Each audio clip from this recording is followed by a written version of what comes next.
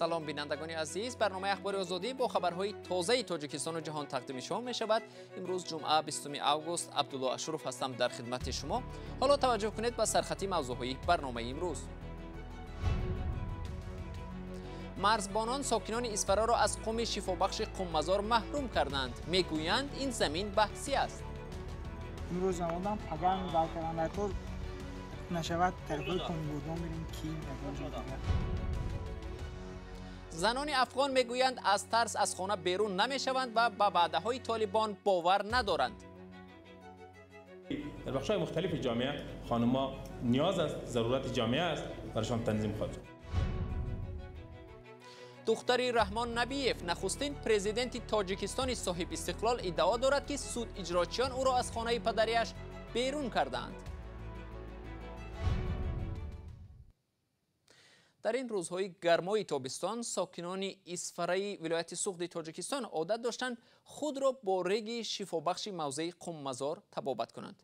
اما موسم امسال نظارت این موضع زیر نظارت مرزبانان تاجیکستان و قرقیزستان قرار گرفت که ساکنان را نمیگذارند در اینجا تبابت و استراحت کنند.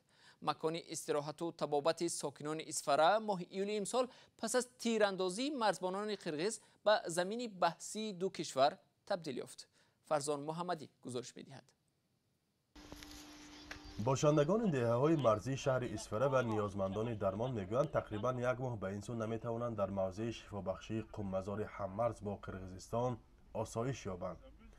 روز 24 ایول در همین جا شهرت قربانوف یک مرزبان تاجیک در پی تیراندازی سرحدبانان قرقیز زخمی شده بود. پس از این حادثه رئیس ناحیه بادکند قرقیزستان برای گفت و شنید آمد و رئیسان دو ناحیه هممرز در دهه خواجه اعلای اسفره پسی میز مذاکرات نشستند. نتیجه های نشست اعلام نشدند ولی از آن وقت تبابت و استراحت آدمان در اینجا منع گشت. این زمین بو ماعده بدن پودین برای قمگون میکنم یگان کس مشای نمیکنه. او دفعه قرقیزون مشای کرد. زمینی موفت میشه. حالا کتهای باغ نزدیک به آسایشگاه به آدمند ولی به گفته ساکنان یک ماه پیش در اینجا جای نشست یافت نمیشد. روزی سبت شیخ مزار نیست که همه از او برای شفا دعا میگرفتند حضور نداشت. 2007 باز میام خیلی تبابتی های بسیار جای خوب های من حاضر اجازه ندادستم. ما دوباره آمدیم این قاعده گیریم 3 بار آمدن در کار ما جای دوباره آمدیم امروز آمدم پگان داکران نکرد نشود تربیت کنیم بودم بریم کی یگان دیگه. مقامات و مرزبانان تاجیک سبب اجازه ندادن ساکنان را به موضع قم‌مزار شرح نمیدهند ولی ساکنان هم میگویند از جانب مسئولان محلی هیچ آگاهی برای در این موضع دوابخشی نرفتن نگرفتند. این هم در حالی است که کلانسالان دهه نیز میگویند در گذشته هیچگاه نفری برای توبت در اینجا مانع نشده بود. اولویت خوجاندم بسیار آدم می آمد. وقتی حکومت سویت از ازبکستان هم می آمد خونده آمده یک روز 2 روز 3 روز همش 3 روز رفتم اما خطبه گرده شدن بعد درداشون سبب میشد شاهد تماما در شپای افته برفتگی آدم بسیار.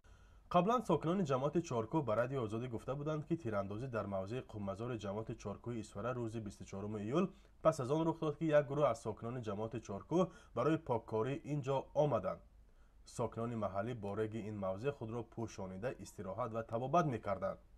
همصحبتان آزادی میگویند این موضع قطعه بحثی نبود و از سالیان دراز ساکنان اسفره از ریگزار دوابخش این موضع استفاده میکردند. در گذشته بحث سر این زمین وجود نداشت. مقامات نیز در اظهارات رسمی جای بحث نداشتن این منطقه را تاکید کردند. اما رسانه‌های قرقیزستان از جمله تورموش نقطه کیگه این موضوع را بحثی عنوان کرده نوشته است جمع آمدن ساکنان تاجیکستان در آنجا اعتراض ساکنان یک دهه قرقیزنشین را به بار آورد. این پایگاه بدون تکیه به منبع ادعا کرده است که نظامیان تاجیک نخست آتش کشیدند و بعدا جانب قرقیز پاسخ داد. رسانه‌های کشور همسایه اینچنین طرف تاجیکستان را به کندن خندق و بنیاد دیوار در نزدیکی مرز گناهکار کردند و بعدا نوشتند که تاجیکستان خندق را دوباره با خاک پر کرد و دیوار را گرداند. مقامات تاجیکستان این خبرها را شرح ندادند. مرز تاجیکستان و قرقیزستان طی ماه‌های آخر شاهد درگیری‌های خونین شد. در مناقشه آخر ماه اپریل امسال هر دو کشور یکدیگر را به آغاز جنگ گناهکار می‌کنند. مقامات تاجیکستان میگویند در این رویدادها 19 نفر کشته 87 زخمی شدند. جانب قرقیزستان کشته شده‌های خود را 36 و زخمیانش را 189 نفر اعلام داشته است. دادستانی‌های هر دو کشور برای پژوهش حادثه پرونده‌های جنایی گشودند. فرزان محمدی، رادیو آزادی، شهر اسفره.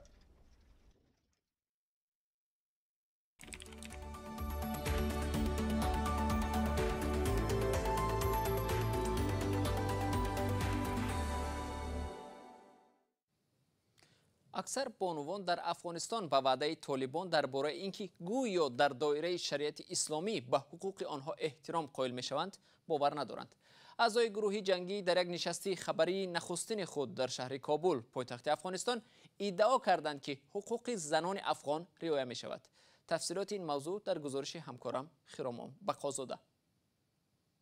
من به آنها باور ندارم. این جمله است که امروز از زبان اکثر زنان صدا می دهد. هرچند در نخستین نشستی مطبوعاتی خود در کابل 2 روز بعد اشغال شدن کابل این گروه جنگی گفت زنان به کار و تحصیل خود ادامه خواهند داد. زودتر ادارات دولتی بیشتر فعال خواهد شد. تمام کارمندا خواهد آمدن به شمول اوناست انشالله بخشای مختلفی که برایشان تعیین است یا قوانین اسلام و شریعت اجازه میده در اوجا فعال خواهد بودن. ما شما شاهد هستیم در بخش طبابت، در بخش تعلیم و تربیت، در بخش پلیس، در بخش سالمندوالی، در بخش‌های مختلف جامعه خانم‌ها نیاز است، ضرورت جامعه است برایشان تنظیم خواهد شد. ولی بسیار زنان در افغانستان از زمان حکمرانی طالبان در سالهای 1996-2001 خاطره‌های دیگر دارند.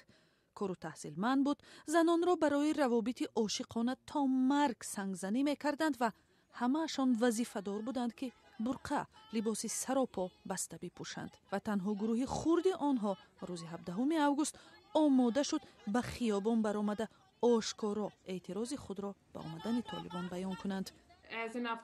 به حیث یک زن افغان من به آنها باور ندارم، چون که در گذشته ما دیدیم که آنها به وعده های خود وفا نکردند. اگر آنها خواستاری حمایت حقوق زنان باشند، آنها پیش راه تحصیل دخترها را در دانشگاه هرات نمی گرفتند. آنها پیش راه کارگر زنان بانک عزیزی را در قندهار نمی گرفتند. مرزیه بابکرخیل زمان دادرس بود. آنها 2 دفعه می‌خواستند مرا در افغانستان و پاکستان بکشند و همین سبب من همه را کشور، عائله، کار و موقع همه را در این زندگی پرتافته رفتم. ما می‌دانیم که طالبان چیستند. ما آنها را می‌شناسیم. حقیقت روی آب است. وعده‌هایشان حقیقت ندارد و به زودی می‌بینیم که چی می‌کنند. من به آنها باور ندارم. مردم افغانستان هیچگاه به آنها باور نمی‌کنند. لیزا کریمی، یک خبرنگار روس زبان همکار رادیوی اروپای آزاد، رادیوی آزادی در شهر کابل است. ترس و نگرانی به خصوص در میان ژورنالیستان زن خیلی زیاد است. من خبرنگاران زیادی را دیدم که از آینده خود نگران هستند. آنها میگویند که واقعا هم نمیدانند چی بکنند. آنها میگویند که باید از کشور بیرون روند، چون که به طالبان باور ندارند. فضایی که اینجا حکمران است به نهایت ترسناک می باشد.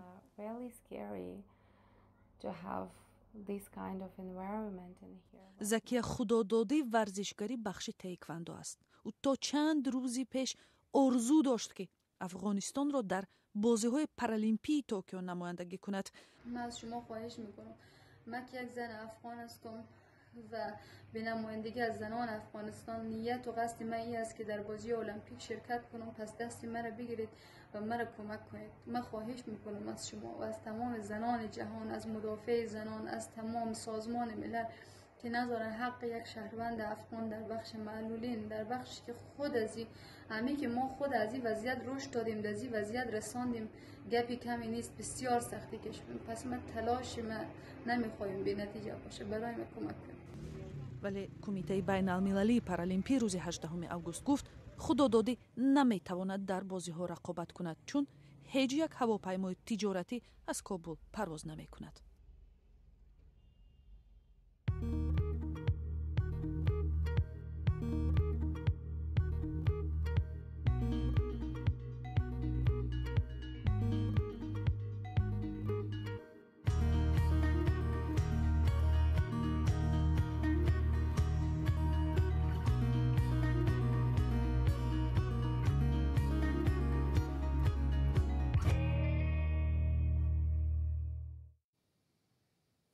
در پی یک اختلاف خانوادگی منوره نبییوا دختری رحمان نبییف نخستین پرزیدنتی از سوی مردم انتخاب شده تاجیکستان از منزلش که در مرکز شهر دوشنبه واقع است بیرون کرده شد. سود اجراچیان شهر دوشنبه بدون پیشنهاد منزل دیگری اشیای خانه‌اش را بیرون برآورده منوره نبییوا را از حق اقامت در این منزل محروم کردند. منوره نبییوا ادعا دارد که طول 40 سال اخیر در این منزل زندگی کرده است و قیدی رسمی دارد. تفصیلات این موضوع در گزارش همکارانم اسکندر فیروز و نگاره فضل‌الدین. امروز суд иҷрочиёни шаҳри душанбе мунаввара набиева духтари раҳмон набиев нахустин президенти аз сӯи мардум интихобшударо аз хонааш берун карданд. ин амр дар пай даъвои соҳибмулкии писари президент рустам набиев ба ин ҳавлӣ сурат гирифтааст. аммо мунаввара набиева иддао дорад ки тӯли 40 соли ахир дар ин манзил зиндагӣ кардааст ва қайди расмӣ дорад. Нет, дом был записан на мамино имя. ин ҳавлӣ бо пули ман ба номи модарам хусусӣ гардонида шуд. қабл аз вафоташ модарам ин хонаро ба додарам васият кард. ба наздикӣ огаҳ ёфтам ки мақомот бидуни ҳузури ман қайди маро беэътибор донистаанд. ахиран раиси ноҳияи исмоили сомонӣ бароям занг зада гуфт ки хонаро бояд холӣ кунам.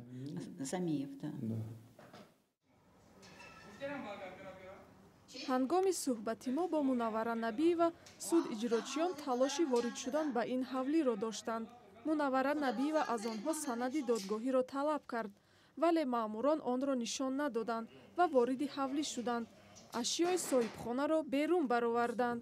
шариф самир раиси ноҳияи исмоили сомонии шаҳри душанбе ки ҳавлии раҳмон набиев дар ҳудуди ин ноҳия воқеъ аст дар тамоси телефонӣ бо радиои озодӣ гуфт ки ин қазия марбути баҳси хонаводагӣ аст.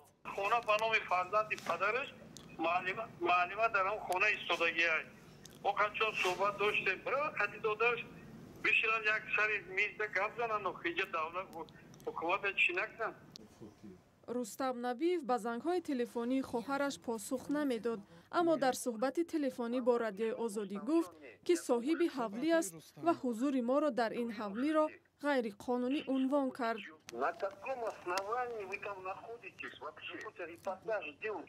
ин ҳавлии ман аст ва хоҳарам дар ин ҷо сабти номам надорад. ин баҳси дохили оила аст ва мо намехоҳем ин расонаӣ шавад.